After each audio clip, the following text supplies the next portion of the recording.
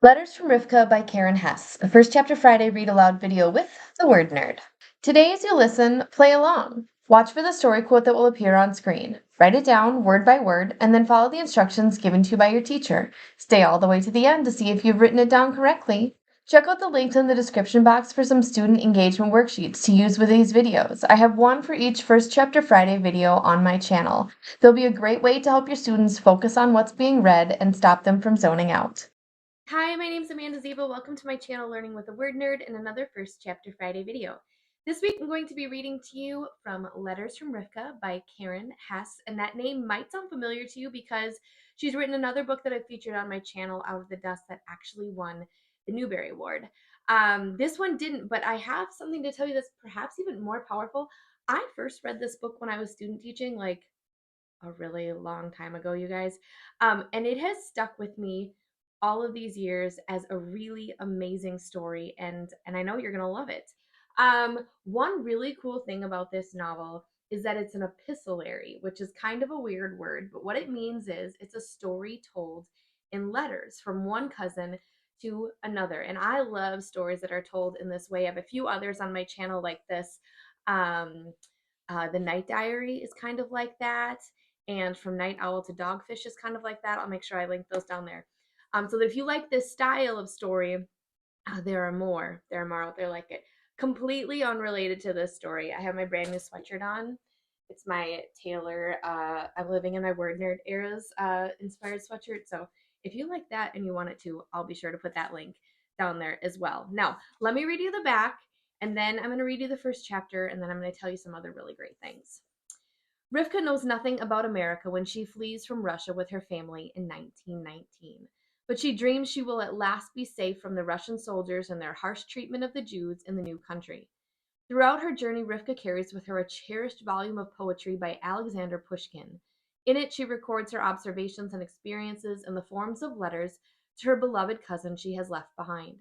Strong hearted and determined, Rivka must endure a great deal: humiliating examinations by doctors and soldiers, deadly typhus, separation from all she has ever known and loved, murderous storms at sea, and as if all of this is not enough, the loss of her glorious golden hair.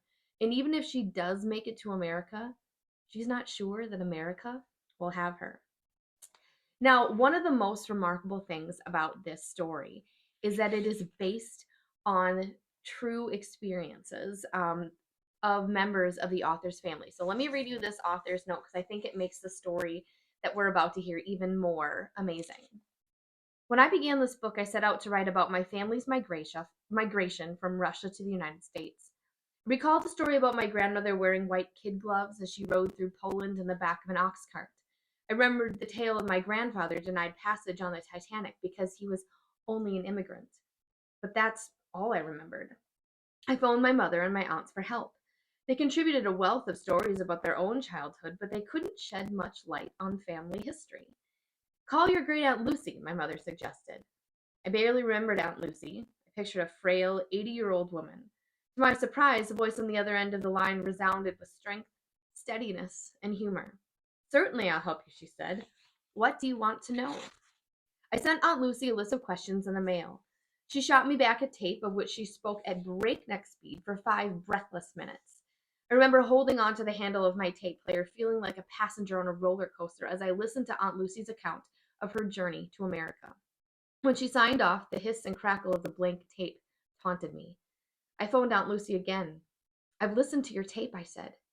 I think I need to see you. She laughed as if she'd known I was coming all along. 2 months later, on a steamy East Coast afternoon with my head full of research, I arrived on Aunt Lucy's doorstep. Greeting me was a tiny woman with an unruly bun of snow white hair on top of her head. She welcomed me into her home and into her past.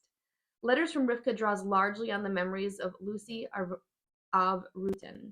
I've changed the names and adjusted certain details, but this story, above all else, is Aunt Lucy's story.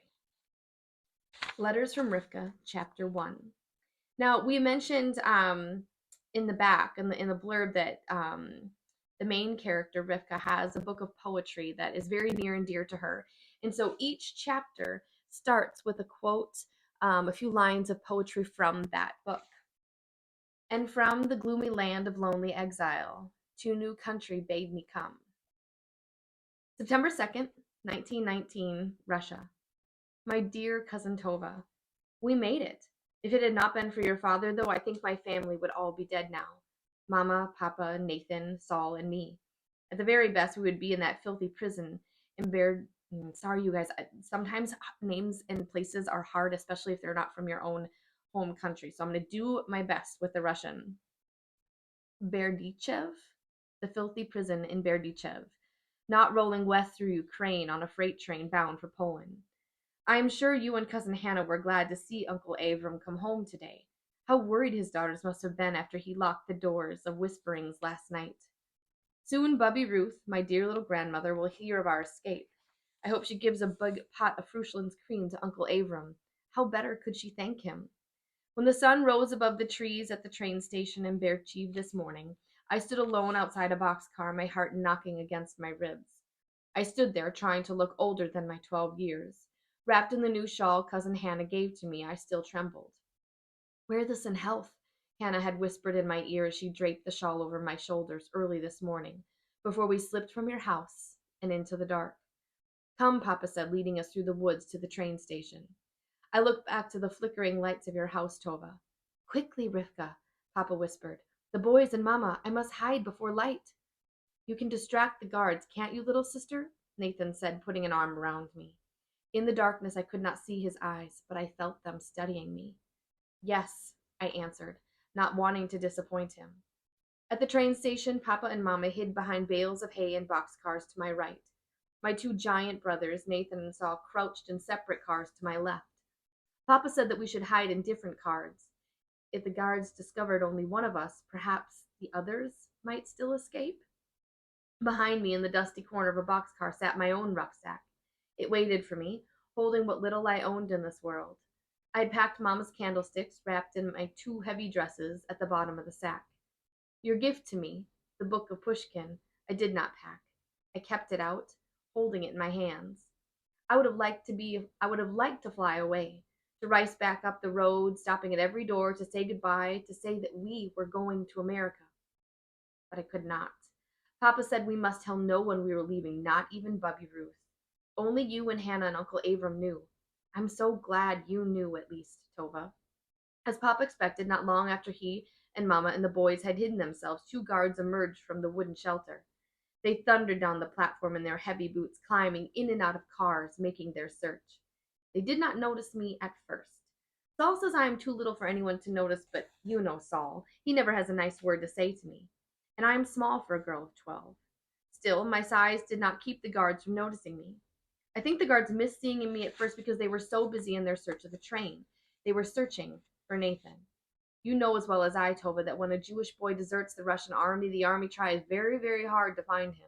They bring him back and kill him in front of his regiment as a warning to all of the others. Those who have helped him, they also die. Last night when Nathan slipped away from his regiment and appeared at our door, joy filled my heart at seeing my favorite brother again.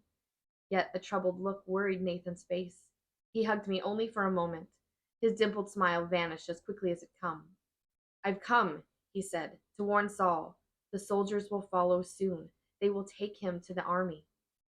I am ashamed, Tovah, to admit that at first hearing Nathan's news made me glad. I wanted Saul gone. He drives me crazy. From his big ears to his big feet, I cannot stand the sight of him.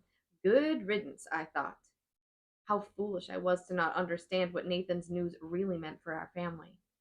You should not have come, Mama said to Nathan. They will shoot you when you return. Papa said Nathan isn't going to return. Hurry, we must pack. We all stared at him. Hurry, Papa said, quickly, clapping his hands. Rifka, run and fill your rucksack with all your belongings. I do not know what Papa thought I owned. Mama said, Rifka, do you have room in your bag for my candlesticks? The candlesticks, Mama? I asked. We will take them, Rifka, or leave them to greedy peasants. Soon enough they will swoop down like vultures and pick our house bare, Mama said. Papa said, your brothers in America have sent for us, Rifka. It is time to leave Russia, and we are not coming back. Ever. Don't we need papers? I asked. Papa looked from Nathan to Saul. There is no time for papers, he said. Then I began to understand. We huddled in your cellar through the black night, planning our escape. Uncle Abram only shut you out to protect you, Tovah. Hearing the guards speak this morning, I understood his precaution. It was dangerous enough for you to know we were leaving at all. We could not risk telling you the details of our escape in case the soldiers came to question you. The guards were talking about Nathan. They were saying what they would do to him once they found him, and what they would do to anyone who had helped him. Nathan hid under a stack of burlap bags, one boxcar away from me. I knew no matter how frightened I was, I must not let them find Nathan. The guards said terrible things about our family. They did not know me or Mama or Papa. They did not even know Nathan, not really. They could never have said those things about my brother Nathan if they really knew him. Saul, maybe. Clumsy-footed Saul. They could have said hateful things about him, but never Nathan. The guards spoke ill of us, not because of anything we had done, not because of anything that we had said, just because we are Jews. Why is it, Tovah, that in Russia, no matter what the trouble, the blame always falls upon the Jews? The guards' bayonets plunged into the bales and bags and crates in each boxcar. That is how they searched, with brutal blades of their bayonets. The sound of steel and wood echoed through the morning. I stood trembling in the dawn, Tovah, gripping your book in my hands to steady myself. I feared the guards would guess from one look at me what I was hiding. For just a moment I glanced toward the cards where Mama and Papa hid, to gather courage from them. My movement must have caught the guards' attention. "You!" I heard a voice shout. "You there!" The guards hastened down the track toward me. One had a rough, unshaven face and a broad mouth. He stared at me for a moment or two as if he recognized me. Then he seemed to change his mind. He reached out to touch my hair. This is what Papa was hoping for, I think. People have often stopped and wondered at my blonde curls. You say a girl must not depend on her looks, Tovah. It is better to be clever. But as the guards inspected me, from the worn toes of my boots to my hair spilling out from under my kerchief, I hoped my looks would be enough. I hated the guard touching my hair. I clutched your book of poetry tighter to keep my hands from striking him away. I knew I must not anger him. If I angered him, I not only put my own life in danger, I endangered Mama and Papa and Nathan and Saul, too. The guard with the unshaven face held my curls in his hands. He looked up and down the length of me as if he were hungry and I were a piece of Mama's pastry. I held still. Inside I twisted like a wrung rag, but on the outside, I held still. Papa is so brave. The guards would not frighten him. I remember the time the soldiers came to our house and saw on Papa's feet a new pair of boots. Uncle Shlomo had just made them for Papa from leftover pieces of leather. The soldiers said, "Take the boots off, give them here." But Papa still refused to hand over his boots. They would have killed Papa for those boots, but their battalion marched into sight. The soldiers hit Papa once more hard so that he spit blood, but they left our house empty-handed. This was the courage of my Papa. But how could he ever think that I had such courage? Courage or not, of all my family, only I could stand before the Russian soldiers because of my blonde hair and my blue eyes. Papa, Mama, and the boys all have dark coloring and features of the Jews. Only I could pass for a Russian peasant. And of course, as you know, of all my family, only I can speak Russian without a Yiddish accent. Uncle Abram calls it my gift for language. What kind of a gift is this, Tovah? The guard ran his greasy fingers through my curls. He smelled of herring and onion. "Why aren't you on your way to school?" he demanded. My heart beat in my throat where my voice should have been. Mama's always saying my mouth is as big as the village well. Even you, Tovah, can tell me I should not speak unless I have something to say. I know I talk too much, yet as the guard played with my hair, fear silenced me. "Who are you?" he asked. "What are you doing here?" I forced myself to answer. I spoke in Russian, making my accent just like Katya's, the peasant girl who comes to light our Sabbath fire. "I'm here," I said, "to take the train. My mother has found me work in a wealthy house." "You are too young to leave home," the rough-faced guard said, brushing the ends of my hair across his palm. "And such a pretty little thing." "That's just what I told my mother," I said, "but she insisted that I go anyway." The guard laughed. "Maybe you should stay in Birchev. I might have better work for you here." "Maybe I will," I said, looking into his rough, ugly face. Papa did not tell me what to say to the guards. He simply said to distract them. If it had been just the one guard, I might have occupied him until the train left the station. Only there was another guard. He had a thin face and a straight back. His eyes were like the terev